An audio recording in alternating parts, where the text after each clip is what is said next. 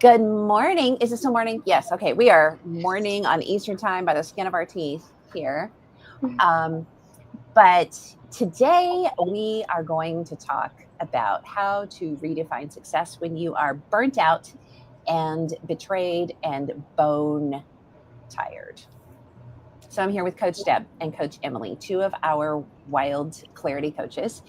And we have been talking, well, we have a bunch of stuff to riff about this morning, but we've been talking about how, I mean, let's be real, like if hustle could heal you, we'd all be fixed by now, right? Yeah. If it, just like working hard could fix everything. And the problem is, though, when you're a trauma survivor, it just never stops. There's kids who are also traumatized, and there's bills to pay, and maybe you're working two or three jobs, and there's court deadlines, and there's crisis texts, and there's co-parenting chaos, and there's crises with health stuff, and there's neurodivergence, and there's special health needs and medical needs and complexities, and there's emergencies at your church or at your kid's school or at your job or with your car, or your refrigerator breaks down. There's just this whole nonstop thing. And somewhere in there, like, we're supposed to self-care. So please spare me the righteous lecture about how we're supposed to just take care of yourself. So today we thought, hey, it's right now, it happens to be Memorial Day weekend. And it's a time when a lot of people, certainly not everyone, but a lot of people have some extra time off. And why not talk about self-care? But before we dig into that too much, we were just doing a crocheting project update. I'm still working on my Neapolitan blanket. Emily, however, has finished hers. So hang tight. Let me show you a picture of Emily's final project. It should be coming up here any moment. There we go. How cool is that? So I want the pattern. Yeah, it's a shawl. I want the pattern. So it's this gorgeous eggplant purple butterfly shawl. Yeah, seriously, you got to send me that pattern. That's super cool. If you guys want the shawl underneath, or the pattern, if anybody, we have any other crocheters here, I'll throw definitely the link. drop a request for that, and Emily can throw the link underneath. I was actually here. Let me just pull this back out. I was actually just showing the girls here my crocheting box where I run it through the hole on the end. Check this out, Emily. So it has these 3 holes on the end. You can choose the height for the best tension, because I've been using one of these big round ones, or you can just have it come out the side and do it like out the side if that works better for like a round ball or whatever. And anyway, I have loved having that. And I found this really simple, basic, ergonomic, super smooth crochet hook. And it doesn't make my hand cramp, which I love. That, and I got this ring, a tension ring so I'm like all set. So ADHD. About the time I'm ready to be tired of my project, I have all the things to make everything. Love it. I just dropped the link. Oh, good. I see you just dropped that. So cool. Well, it's only my second project I've ever done, so I would say it's beginner friendly. Oh, cool. Very cool. I don't consider myself an expert of any kind. So that's awesome. Beginner friendly, then I don't know what I qualify as, because I did okay getting a chain when I just tried recently. I'm going to need a little more practice. It just takes practice. If you can chain, you can do any of these other ones. YouTube videos. That's what I live off of. So if I need to learn a stitch, I don't try to learn it from a book or pictures. Like, I do a YouTube video so I can watch it. I need to find some better YouTube videos, because we had a little kit that we were trying to do, my mom and my daughter and I, and there were videos that correlated, but there was a very strong accent and not great English, and it was really fast. It was really hard to follow. So maybe you could recommend someone to check out for like pre-beginners. preschool level. Right. Okay, so there's the link to the yarn bowl, because I know you said you'd wanted to get yourself one, Emily. And here is the ergonomic wooden handle crochet hook, just in case you decide you want to grab one of those too. They were super affordable. So anyway, fun times. And honestly, that is how doing stuff like this has been one of the ways that I have been resting. Yeah. Like keeping my hands busy so my brain doesn't explode. I don't know if that's just my problem or anyone else's problem. Just me? Okay, no, I'm kidding. Yeah, but just keeping my hands busy is a big help to keep a quiet brain.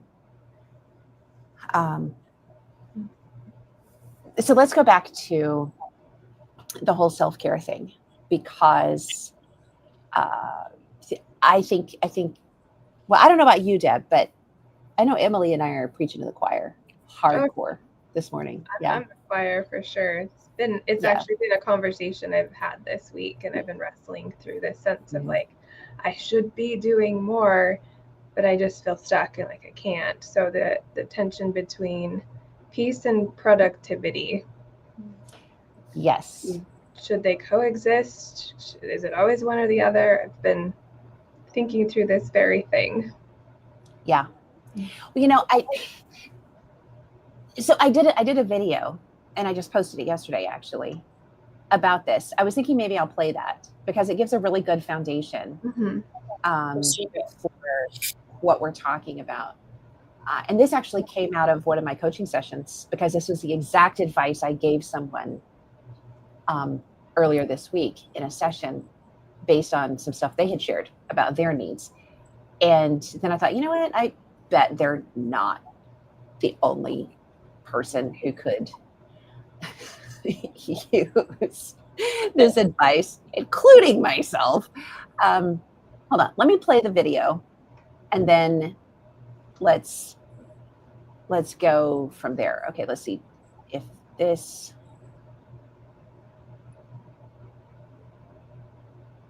Here we go.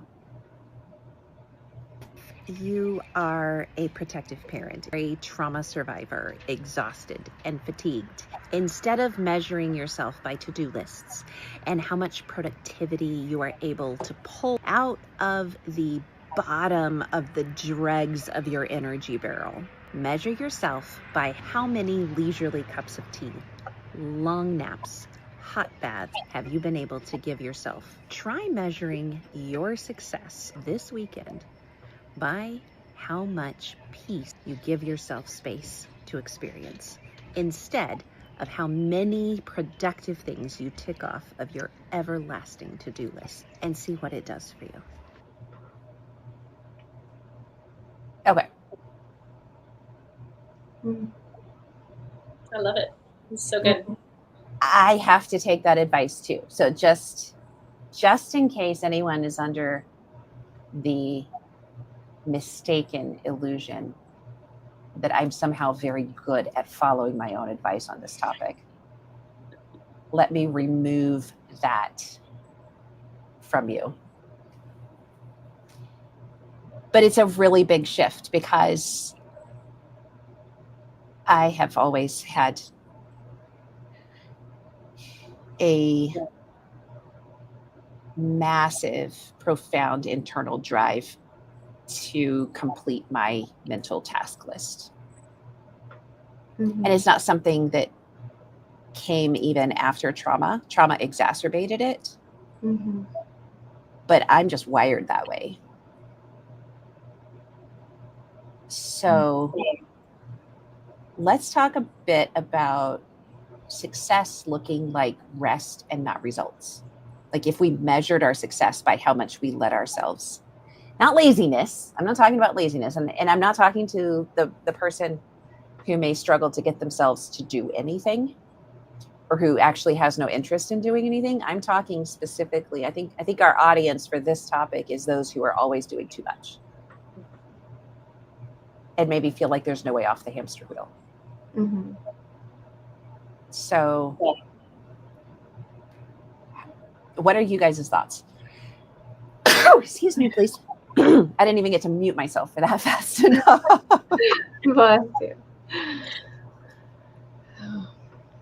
Do you want to go first, Deb, or do you want to jump in? Yeah. My initial thoughts are primarily resonating with this concept, and maybe that's just a good place to start, to remind myself that it is okay to wrestle with it, because that is a form of trying to figure out your balance and your peace. Something that just came to mind a moment ago during your video, Sarah, was like, there can be this tension as the protective parent, of like wanting your kids all the time because you want to protect them. But then when there are stretches when they're with you longer, like a holiday weekend, or like in my case, it was my turn last weekend, but now it's my holiday and it'll be my turn again next weekend, and I'm not getting that automatic break from momness, is when the time that those are the times that I start to feel like I'm not getting that downtime built in.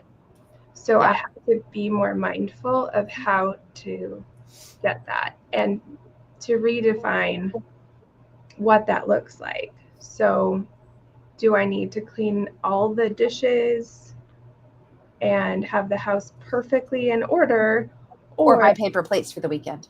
Or buy paper plates. Yeah. Do I need the kids to do a bunch of chores, or can we go outside and enjoy the warm weather and the fact that our pool is opening up?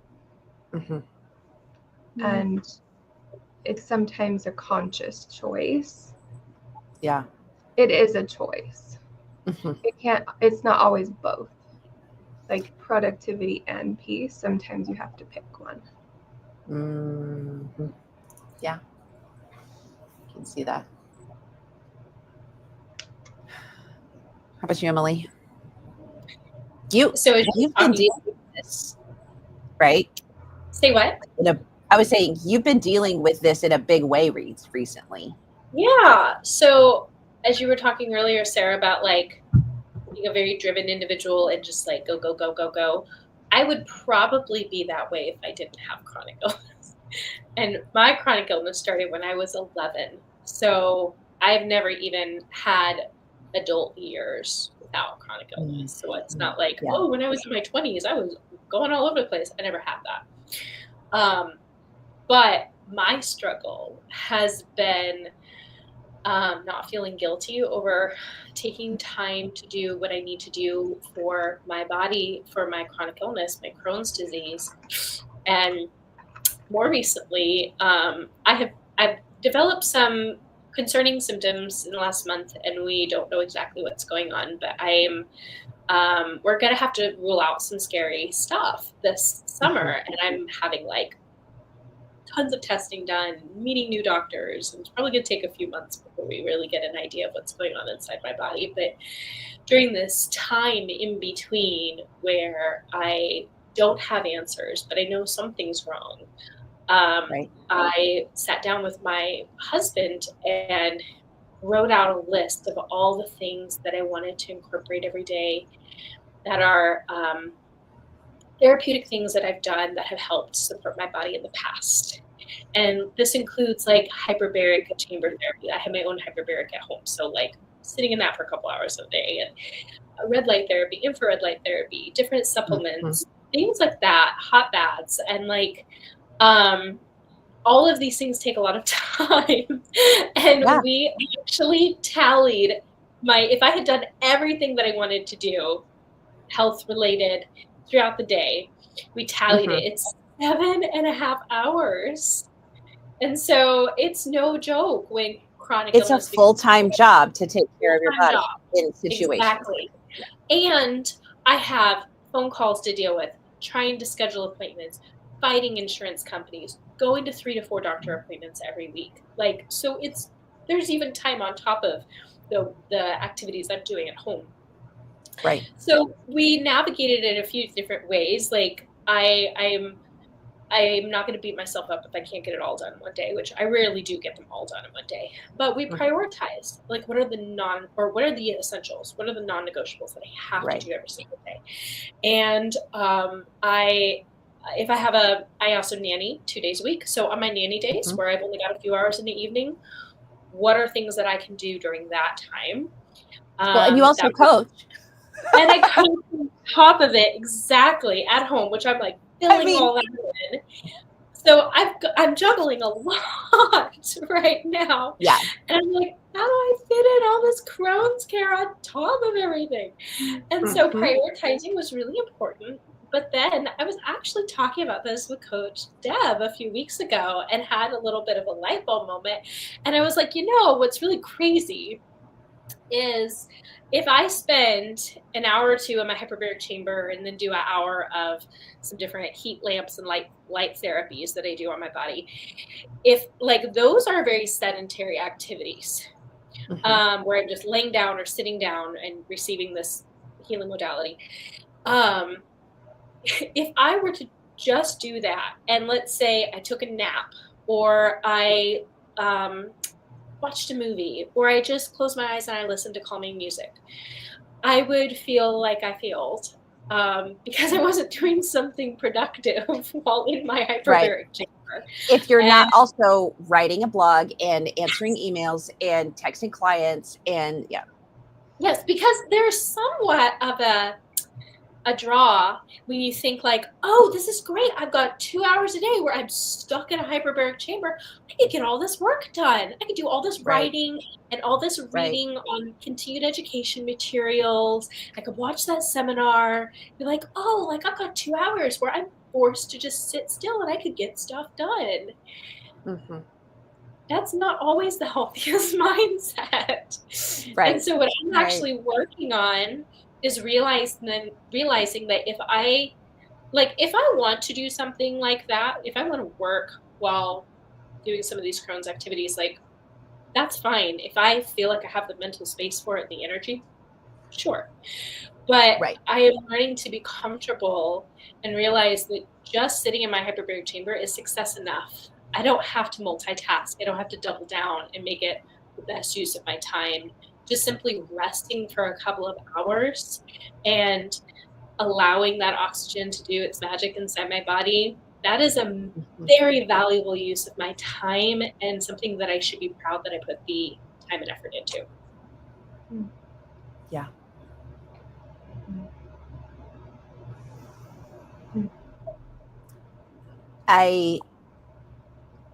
I struggle often with feeling like I got nothing done in a day,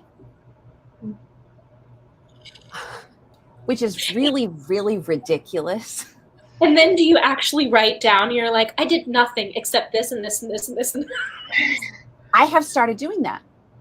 I will either text a friend or a family member and I'll be like, so like, this is what I finished today, or this is what I got started today. And then there's like, and I'm like, oh, I guess I did get a few things done. So just for my mental sense of satisfaction, I have realized that writing down at the end of the day, whether it's in a text message or in a note or in my running notebook, what I've gotten done makes me feel, even on the days where I feel like I didn't get much done, it makes me feel a recalibration with what is real. Instead of telling myself that I didn't do enough simply because that's the perception that I have, because very often our perceptions are not quite tuned in. And we have to recalibrate our subconscious perceptions, right? And when you deal with the idea that you are not successful if you are not productive, that you haven't like earned your place to suck air on this planet today, then writing those things down can be really helpful. And for me, this is a very recent shift, but writing down the things I did to rest as though they were tasks has actually been helping my frame of mind. So I struggle with when my brain is super foggy and burnt out. My natural instinct is to push myself harder to get things done instead of to take a break until my brain feels sharp again. Mm-hmm. So I see you both. We're all in the same basket on this. So earlier this week, I needed to work out a game plan for new coaching groups that I'm getting ready to work on. And I needed to really sort that out and figure out how I was going to present them and promote them and what I was going to do with it. And I was feeling so brain dead. And my first instinct was I need to just go to my desk and sit down with paper and just make myself map this out. But I knew also at the same time that if I choose to do that, I'm going to sit there and I'm going to stare at the paper.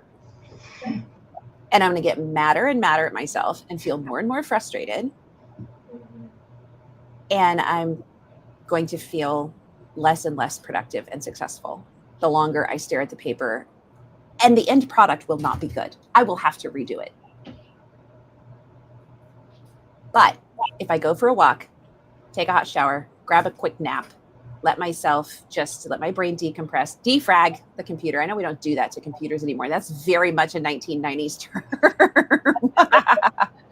But let my mental computer defrag and resort and reach out. I don't know that term. Yes. You are showing your youth. No, your age. Yes. Yes. A young age. So back in like the 90s when computers were new, there was a setting where you would do like a defrag setting to defragment. Oh. And it would go through all of the stuff. I'm not a techie person, so if somebody who is in IT is listening to this, you can definitely drop a corrective list of a definition in the comments. I'm fine with that. But as I understand it, basically, back when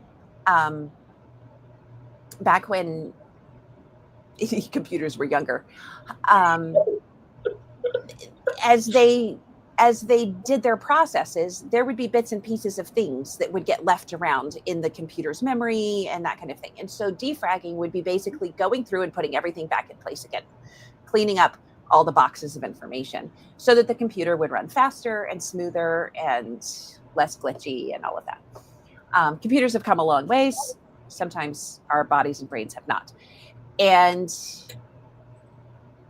I mean, sleep is defragging, right? Sleep is where we know mentally, sleep is where our brains sort all the files and put everything back into place and work on healing our body and growing our bones and cleaning up our systems. So deep sleep is really important.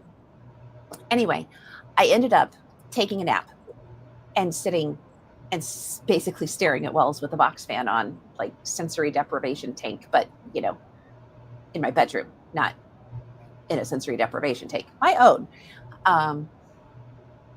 And the next day, it took me like 15 minutes. Just crank it out. It's the giving yourself permission to rest first instead of earning your worth. And telling yourself this isn't laziness. It's actually the thing my body needs to do right now. I really resonate with that. And like you said at the beginning, it's totally preaching to the choir. Like, I definitely need to hear this message today. Yeah. But what you're talking about with defragging, I've been thinking about as like, I sometimes just need to be nobody's anything for a minute. Like, Yes. the freedom to do or not do anything. And I've just in the last 24 hours been recognizing that I've been living recently in this mindset of like overinflating my view of what I'm capable of. And there's been a lot of shifts in my schedule and travel, and literally the fridge did break this week for me. So recognizing and having people close to me reflect back to me that my natural wiring is to want to have some baseline of routine. And I haven't had that for weeks recently. So I'm recognizing that when the schedule has shifted over here and I've worked a little longer on that day than I normally do, and then I've replaced this other morning with an appointment, I don't have the categories in my mind for where I get that break of nobody's anything. So I'm feeling the results of that, and it's feeling like my anxiety is higher. I feel more stressed. I don't feel like I can communicate what I need as well. And then that can spiral into a trigger of like old experiences. Say when I do speak up for myself, it comes out too messy and it hurts other people and all of these negative things. So I've needed to choose to risk speaking up for what I needed and live through the trauma trigger in my body with safe people that can reflect back to me that it is okay to want something, to need something, and to say so. And then I get to practice believing that they actually mean what they say is okay, believing it for myself, and then taking the time to take a long hot shower, like you said. For me, taking walks is always recentering. But even that can be productive. And I could probably use a layer of sitting and doing nothing and letting that be okay. You know, to piggyback on that, and I know you have some thoughts about hypervigilance, Emily. This may be a bridge into that for you. I know for over a decade in my past adult history, I lived with a sense that, let's say I was home for the day, and maybe I had gotten some things done, but I also sat down to read a book or work on a project. As the day wore on, I would instinctively be checking my watch or the clock, because I knew that when the other person in my life got home, I needed to look busy. Otherwise, there would be comments about, well, what have you been doing, just sitting around all day? Like, why are you being lazy? Why isn't such and such done?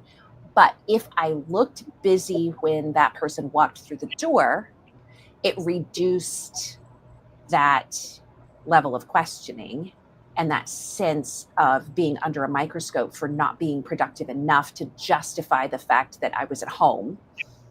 And so I remember you not feeling that it was okay to rest unless I was alone in the house. And then I still needed to vigilantly keep a watch for when I might not be alone and somebody might be coming home.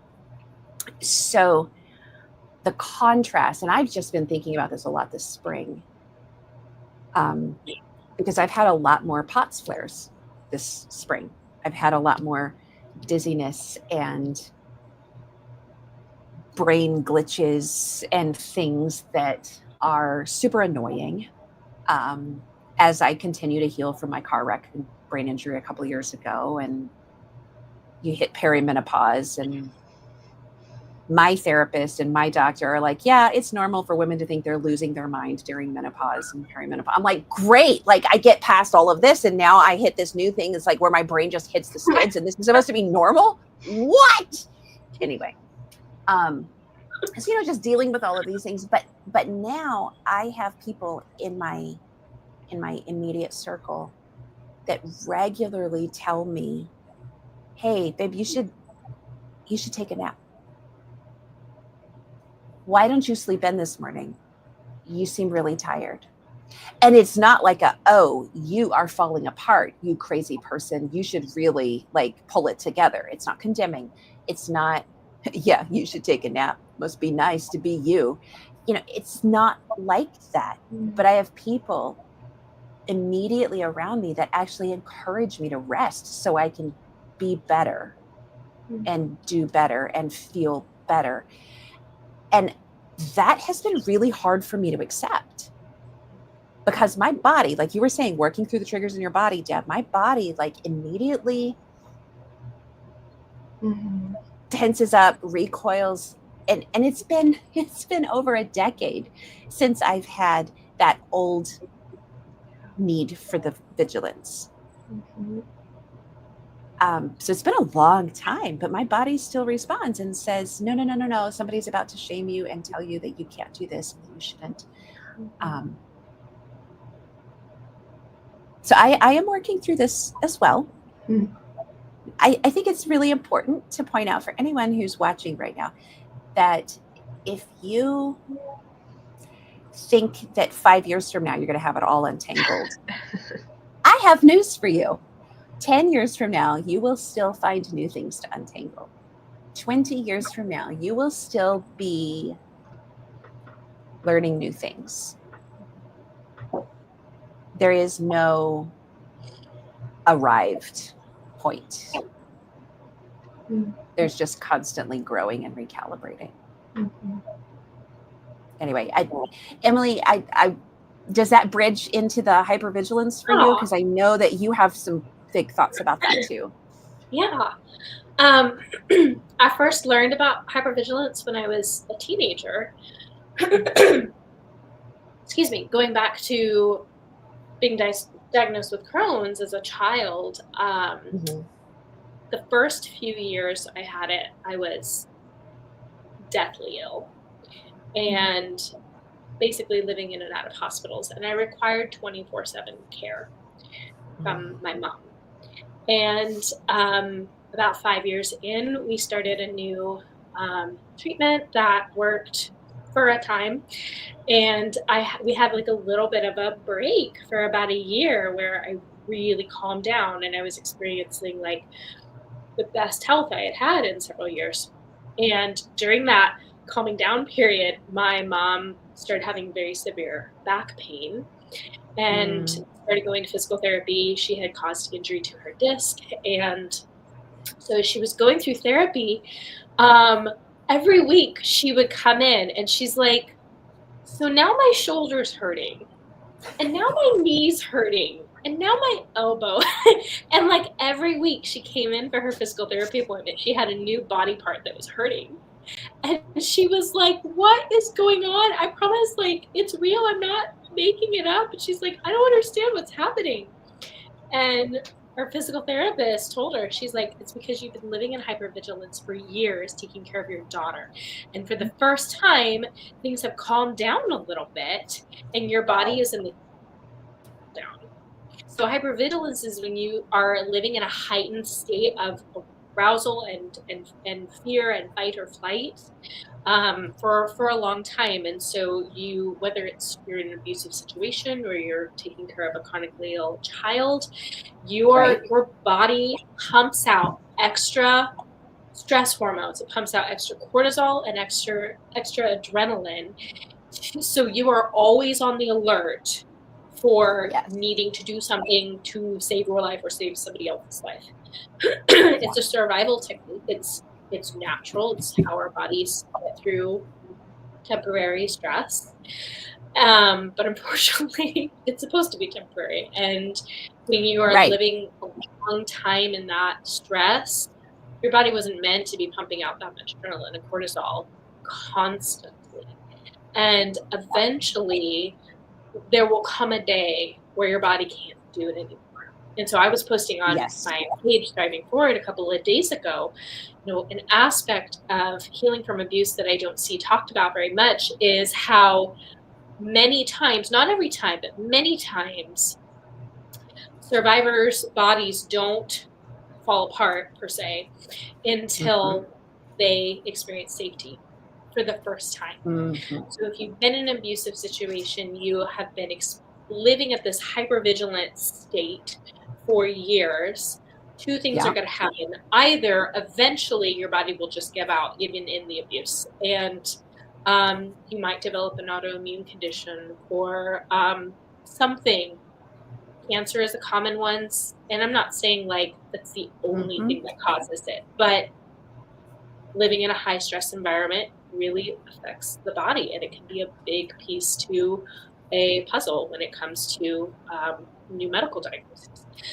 And so either it's going to happen while you're in it, or if you end up getting out of that stressful situation and you start experiencing safety and calm for the first time, and your body starts to spiral down, like slowly come down from hypervigilance, then it will give out because it feels safe enough. Like, oh, now I don't have to be pumping out cortisol and adrenaline to save my life. And then it just doesn't work.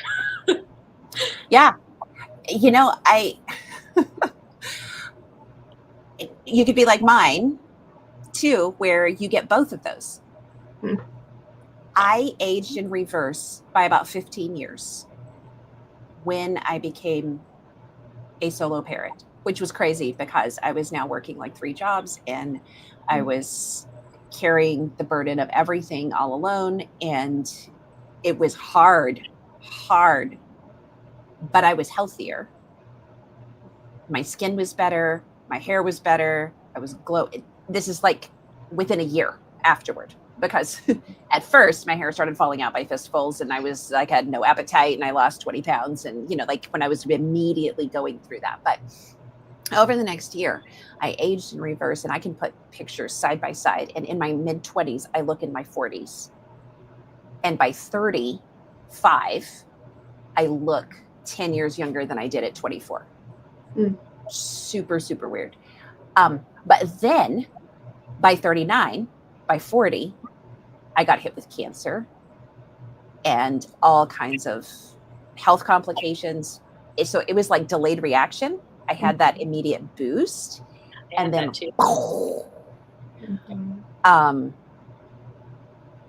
so sometimes I think we get both. That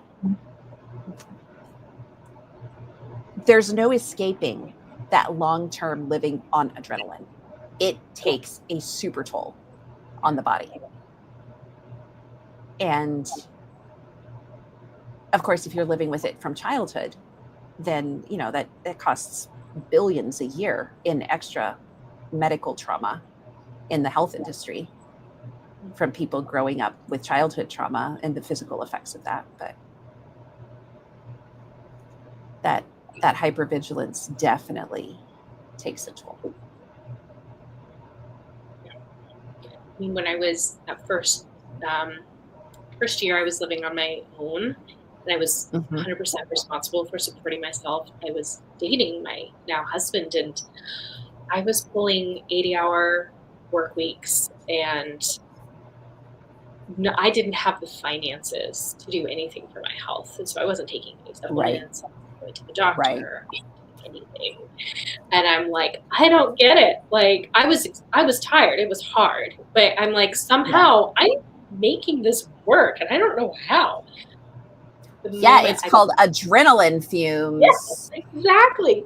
The moment I got married, like the month I got married, I crashed so hard because there was somebody else. It's like my body instinctually knew you're not going to go homeless if you don't work. You do have somebody else who can financially provide for you. And it wasn't like I was taking advantage of that. I was like, oh, now I don't have to work. I couldn't work even if I wanted to. I crashed so hard. Right. And it's just that my body knew, like, oh, we have someone else who can support you. So now we're going to finally crash after a year of living off pure adrenaline. You know what? Did you guys ever, like, in college, did you, if you went to college where you lived in the dorm and you were away from home, and or even just regular high school? Now I know, Emily, you might have had a different experience, but like you push through finals, through exams, everything, and then yay, it's Christmas break, you got pneumonia or you're down with the flu. Yeah. And it's like your body says, okay, I held off on this. I gave it. I stripped myself empty to get through what I needed to get through. And then now I'm going to crash and burn because I can't. You have free time? Yay. I'm going to hit the skids, sparks fly. I remember I've told a lot of clients this, but I remember one client in particular would regularly go to bed around 2 or 3 in the morning, be up by 6, getting her kids ready, push. I did that for a season 2. And she was just like, I think I'm doing okay. I was like, okay. And then she got out of the situation, but she was still doing it, had a whole bunch of house full of kids, and push. And I said, when your divorce is final, when you have a parenting plan and you are no longer going back to court, you are going to crash so hard. I just want you to be prepped for this. You're going to not be able to stay awake. You're going to be wanting to go to sleep at 6:30 p.m. You're going to be trying to drag your butt out of bed at 7:15 when you need to be out the door by 7:45. She's like, no. I've been doing this for years. I'm going to be fine. About 4 months after her divorce was final and everything, she came back to me. She's like, how did you know? She's like, I could sleep 15 hours a day right now. I'm like, it's because you can't. My mom had a year in her 20s where she was working full time as a school teacher for a private Christian school, which means you're there a lot all the more time. School hours. Yes. Yeah. She was also finishing up her degree, and so that last year she slept every other night. It's the only way she can get all of her work done. Oh my goodness. She managed to do it for a year, but it's like your body can do amazing things temporarily on adrenaline, but eventually it will. Yeah. Well, I remember going through the same kind of thing, honestly. There was a season where I put my kids, I was between jobs, and I walked my kids to work, and to school. And I went home and I slept for several weeks until it was time for me to get up and go pick them up from school. I was just so burnt out.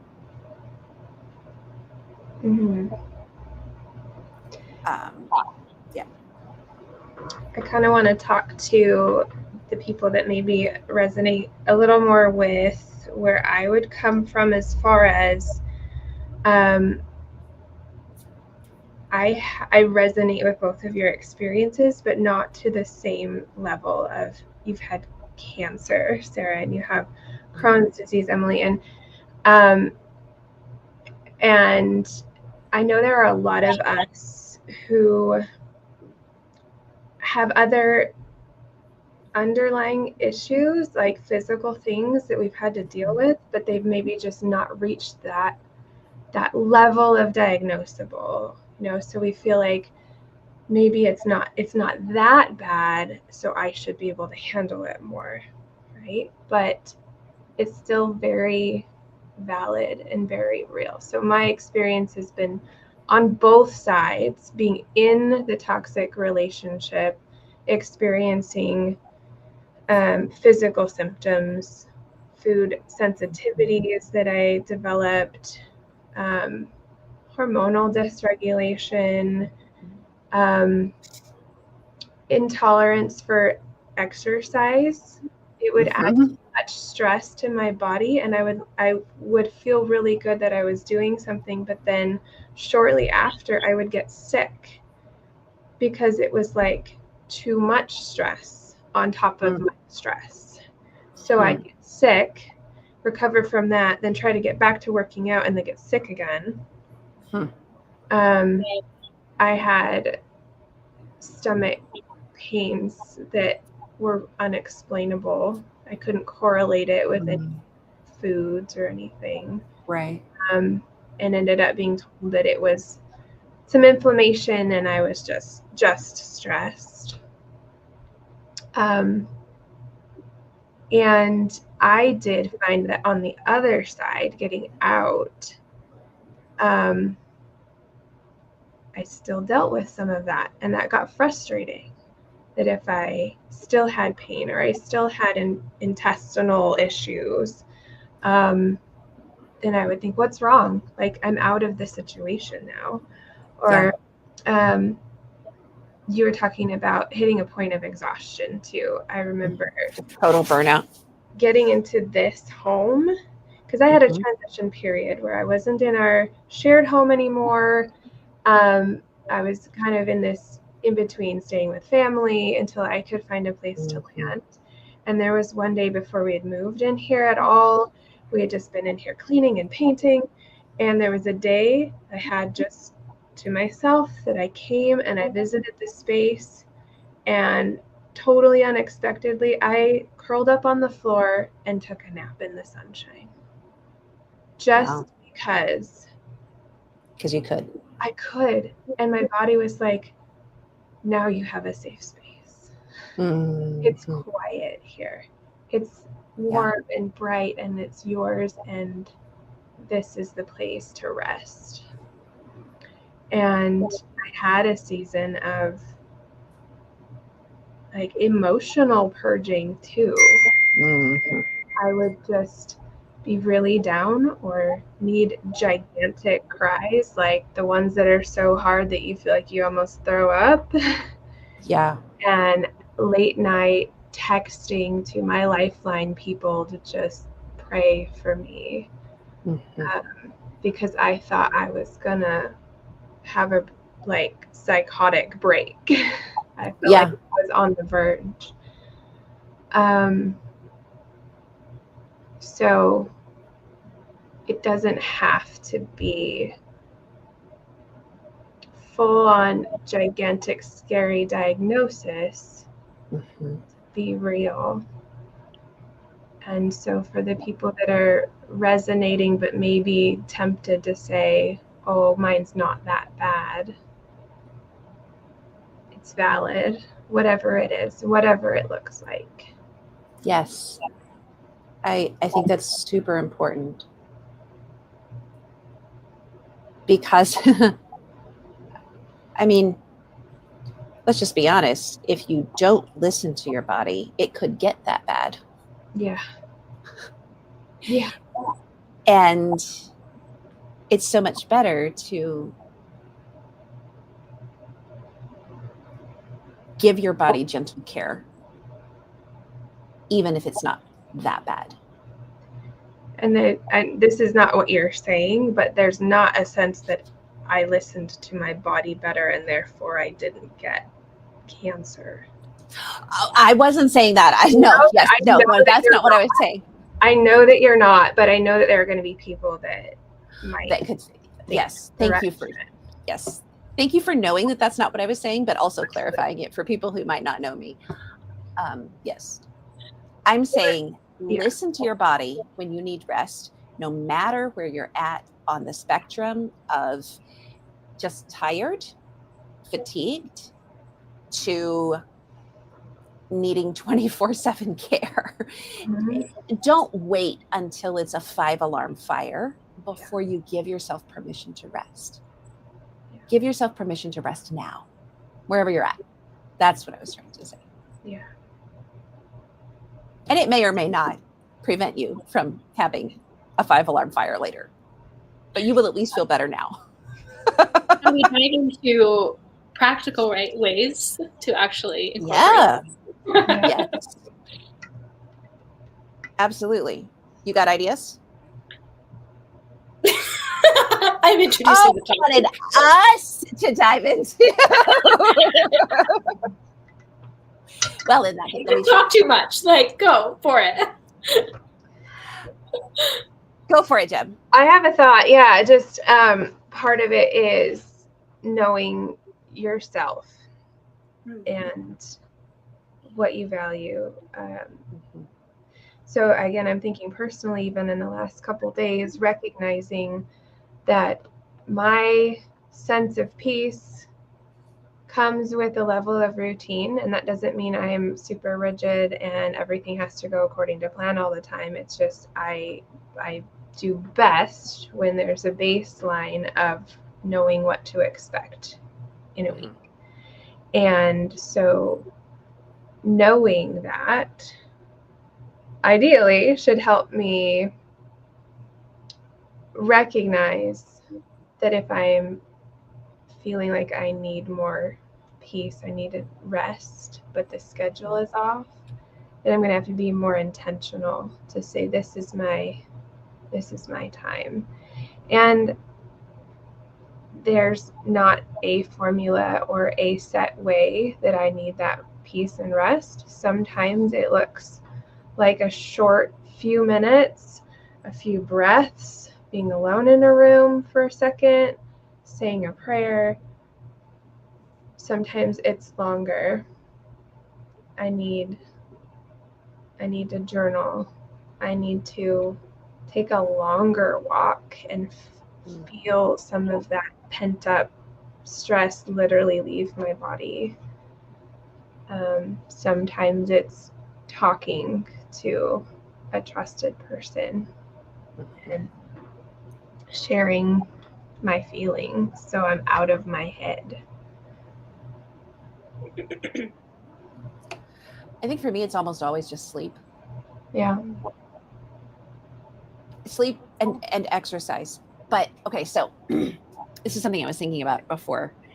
Our entire Western society, and we may have people who watch this from not Western society. And so if your society, if you're watching this and you're like, yeah, I don't resonate with that. Cool. That's great. No problem. But in Western society, there's a baseline assumption that output measures value. Mm-hmm. Not input, not relaxation, not actually just the state of being. It's output equals value. So, I mean, I'm bought into this, right? I have a Fitbit. It's my watch, and it tracks the number of steps. Have you had your correct output today, right? Mm-hmm. Have you gotten everything done today? If I go to the gym, which I do like to do, I can't do cardio. I have POTS. That's just like a death sentence. But I like to lift weights, and I like to do strength training, and I like to stretch, and those are good for your body, right? But this is telling me whether or not I've had enough output.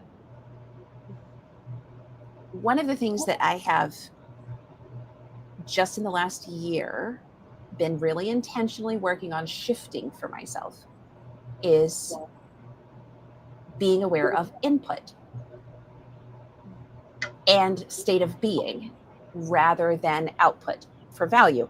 Now I'm going to put my crocheting hook down here for a second, and let me see if I can do this. I wasn't thinking about this beforehand, or I would have pulled this off already. So I have this armband from a company called visible.com, and it measures actually not output, but it measures your stability. Not for the purpose of telling you you're 2,000 steps short on your goal for today, get up and get moving, but to tell you it looks like you've been in an exertion zone. Maybe you should take a break so that you don't crash. And that's a vastly different mindset for me, and I think for a lot of people. So the whole point of visible is, oh, I see someone saying they're heading to work. Thank you for this live section. You are very welcome. Come back and watch the rest of it later. It'll be here waiting for you. Let me see if I can get my armband back on. But it measures my morning stability based on heart rate variability and resting heart rate and how good my sleep was. And it helps me keep pacing. If you've heard of spoon theory, how many spoons of energy you might have for the day. If you don't, I can drop some article links into the comments. So measuring my output based on whether or not I've overstepped the pace that is healthy for my body. So that before I completely crash and burn and then I can barely get out of bed, before I hit that point, I can say, hey, maybe I should stop, sit for 30 minutes, let my body breathe, rebalance, and then keep going to avoid that crash zone. And that's a mental shift for me. Now, I decided to invest in this visible armband and the app that goes with it to track all of my stuff so that I have at any given time 90 days of data where I can show it to a doctor. I can show these plunges in crashes and when I've had good days and what other factors are with it. And maybe not everybody's ready to take that step. That's fine. But I think the mental shift is almost as valuable as the data. And that is, I'm pushing myself beyond the point of breaking. It's time for me to step back and decide what actually has to get done and let go of the stuff that doesn't have to get done. Because so often, at least for me, especially in the early days of this kind of journey, the stuff that I believed had to get done was not really stuff that had to get done. It was stuff that external expectations made me feel like I was obligated to do in order to meet a certain invisible, unspoken standard. Like, who says it's not okay to use paper plates so that you don't have to wash dishes when you're in an extreme crash?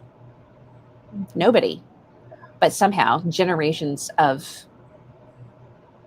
motherhood expectations says that you really need to put out the good dishes and then stand there for 20 minutes washing them and putting them away. And that's externally imposed expectations. Your kids aren't going to care if they're using paper bowls for cereal.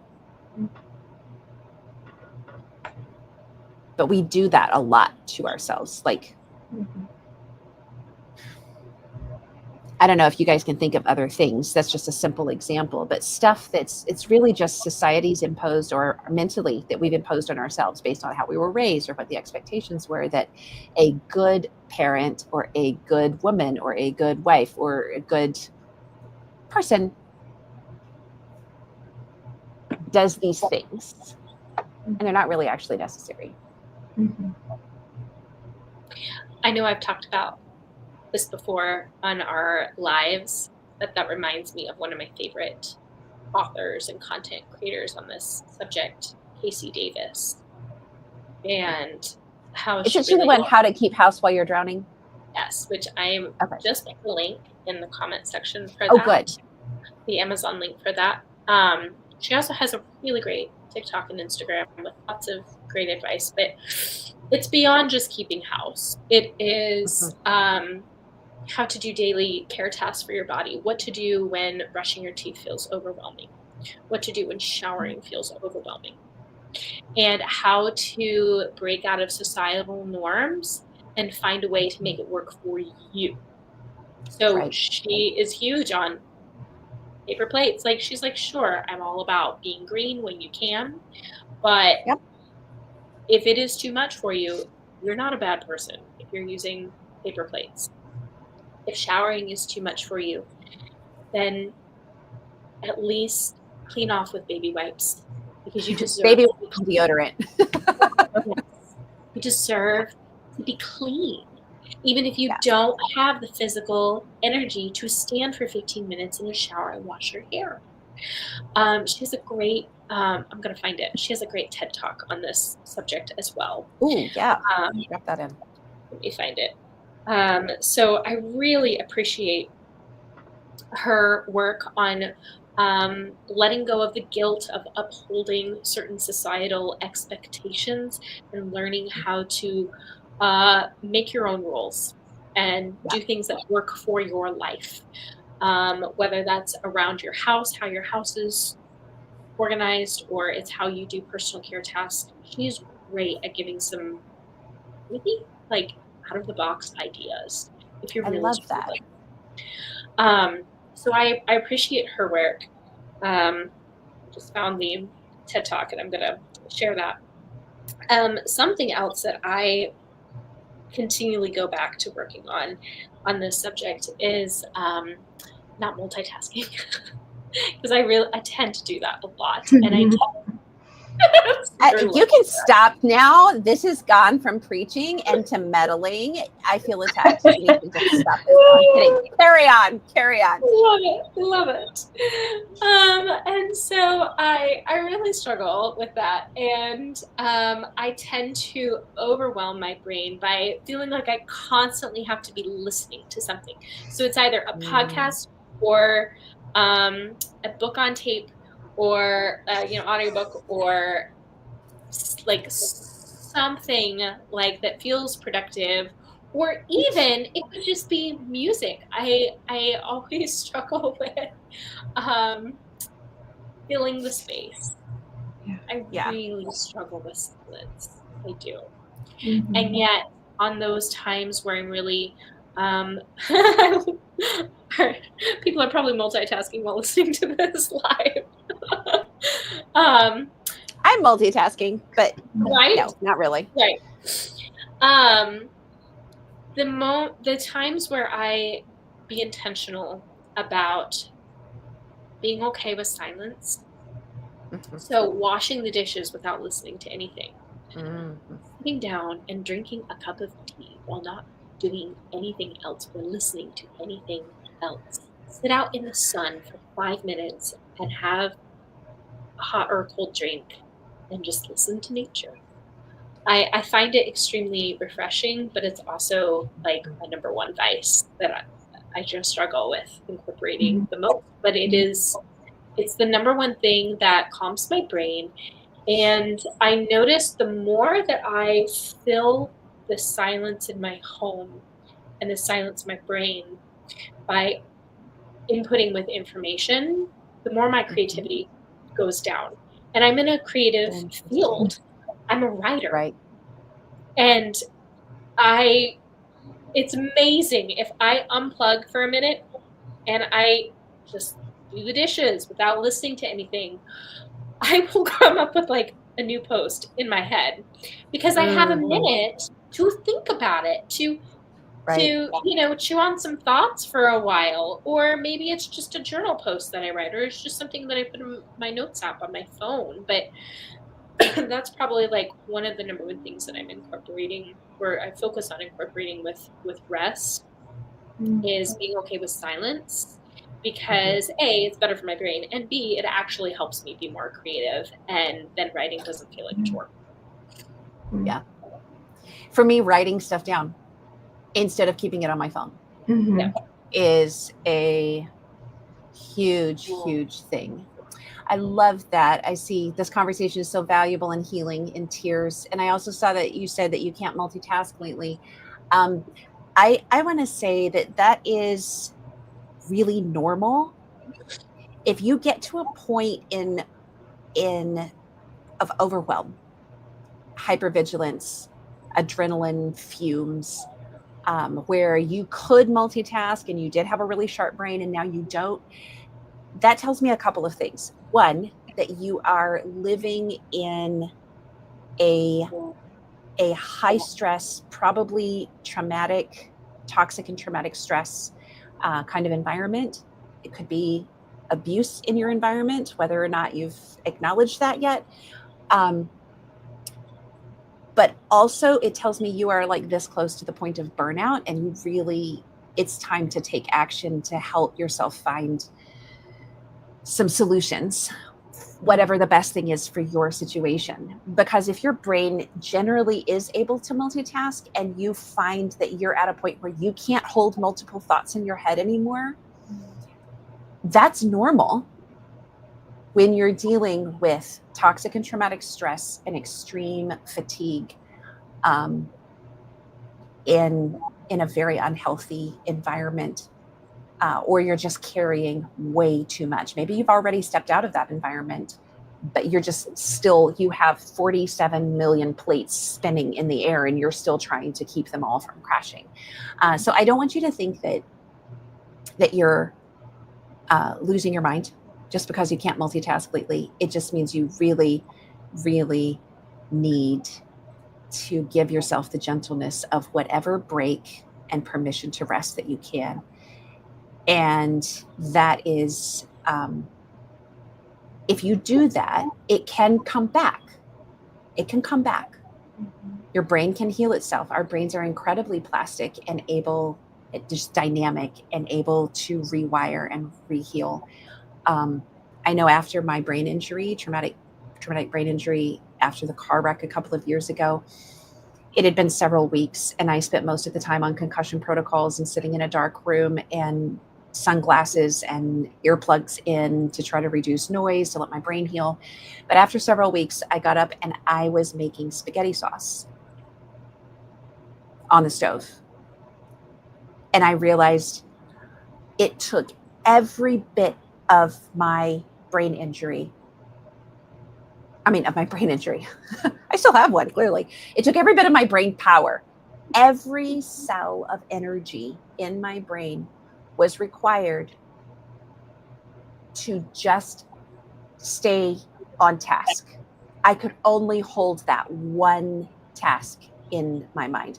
And normally I would be thinking about writing a post, and I would be thinking about what I need the kids to do, and I would be thinking about the errands I need to do later, and I would be running, like, I would be on autopilot with the spaghetti sauce. And that would just be happening with my hands, and my brain would be processing a few dozen other things. I couldn't. I had no other thoughts in my mind. I was just focused on what is my next step for this. And it was so unnerving. I remember reading articles that I would normally have written a rebuttal article about, or I would have had a lot to say about it.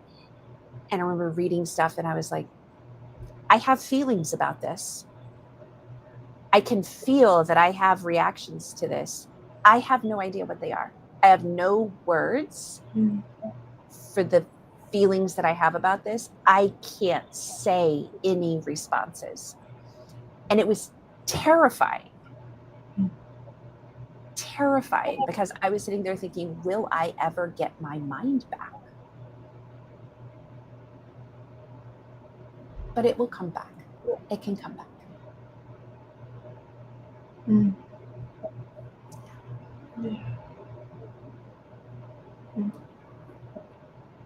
Anyway. Well, guys, we've shared links. We've shared stories. We've shared more stories. We've shared some truth bombs. If you're watching, I know we've been on here over an hour now, and that's usually about our cutoff time.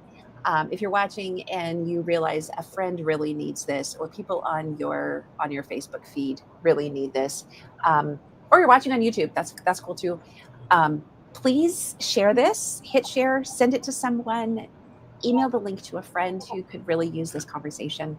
And honestly, all three of us are clarity coaches. We focus on different niches, but any one of us, if you are needing to really work on this, if this is an area that resonates with you and you're like, man, I need some clarity. I need to figure out where my boundaries are. I need to figure out what my options are. I need to figure out what's making my brain fritz out like this. I would love to work with you, or for you to work with Coach Deb and Coach Emily or Coach Emily. I mean, you could work with all three of us if you want to, but just whichever of us resonates with you the most, and you feel like, wow, I would really just love to get some extra input, we would be delighted to work with you. And I'm going to drop a link into the comments for how you can learn more about which niche. I was a poet, didn't know it. Which area of subject focus, which niche you can work with us on. And shoot us a message.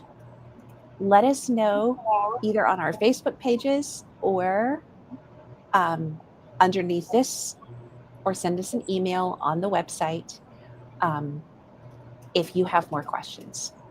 But we would be delighted to work with you on your journey and to move forward with you and help you find next steps. Anything else, you guys? A good conversation. I'm going to have a weekend of rest. Yes, go rest. I think we all showed up in pajamas today too, didn't we? Just in honor of this topic. Yes. Yeah. I was actually supposed to take a trip these next few days, about 6 hours away to visit a friend out of state, and I was going to leave as soon as we got off this live. And her world kind of blew up in the last 48 hours. I had a lot of stress in the last 40 hours. Both of us are not doing okay. And we talked earlier this morning, and we're like, should we be doing this? Like, maybe we're just going to not do okay from home. What? Yeah. Maybe we should just not do okay from home. Exactly. Like, it was going to be chill. I was just going to go and like stay, crash at her place for several days and just like hang out on her couch.